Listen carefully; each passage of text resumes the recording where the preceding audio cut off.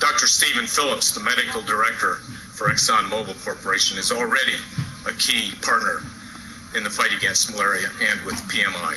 Dr. Phillips will now share with us how ExxonMobil is partnering with local governments to fight malaria where they work. Please join me in welcoming Dr. Stephen Phillips.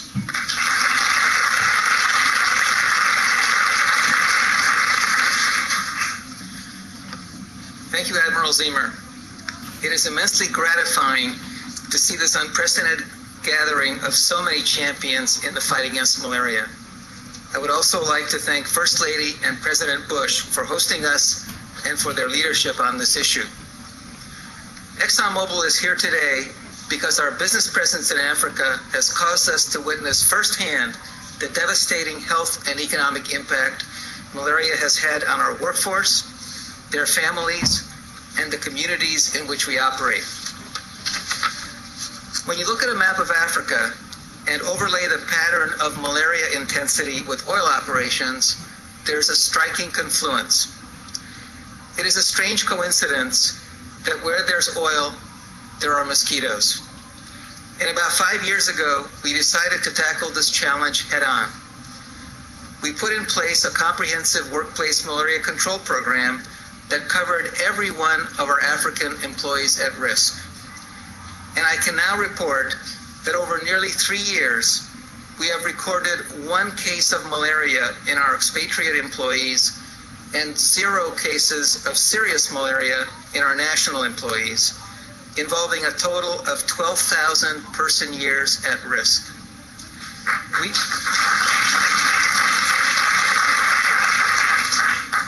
We believe that this shows that malaria can be beaten. What does it take? Organization. We are not reveling in this success. The mosquito does not respect fence lines. Neither is it deterred by national boundaries.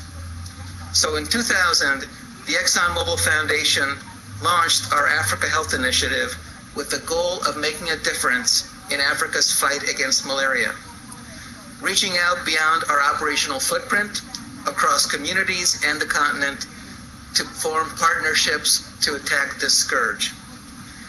Let me provide one example of a powerful partnership we have engaged in.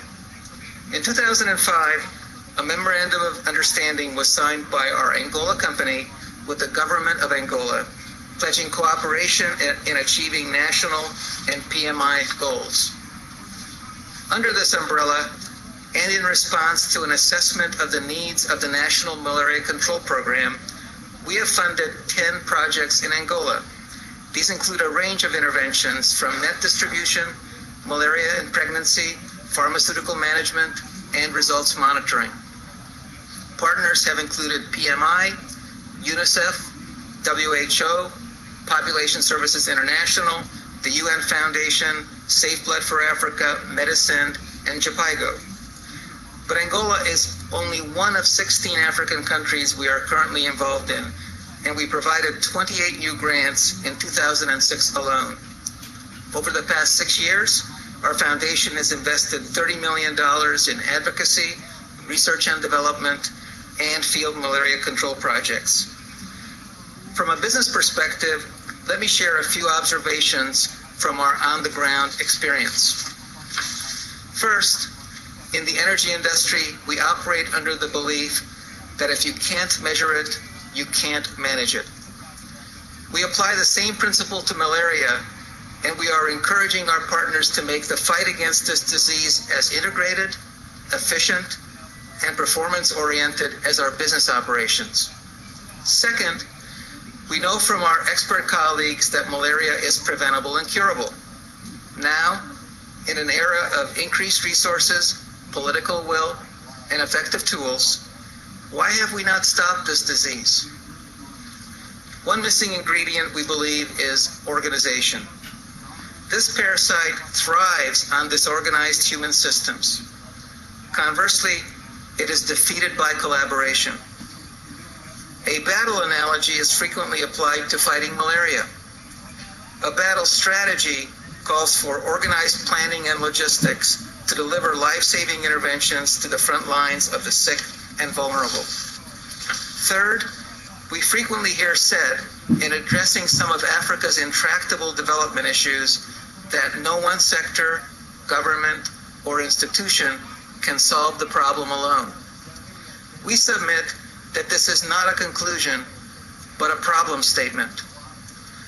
When we reach a similar position regarding a business opportunity, we frequently share the risks and rewards related to a common objective by forming a joint venture partnership. This is an approach global health players might consider to make themselves accountable to each other in achieving results. In conclusion, we at ExxonMobil see this summit as tangible evidence that the tide is turning in this battle. We are proud to continue to do our part by announcing a further $10 million pledge in 2007. However, we recognize that although funding is important in its own right, its true value is in fostering new ideas to address this global health crisis and to build sustainable, on-the-ground solutions to save lives. And we believe that when our commitment is amplified through the power of organization and partnerships, it is together that we will make a difference. Thank you.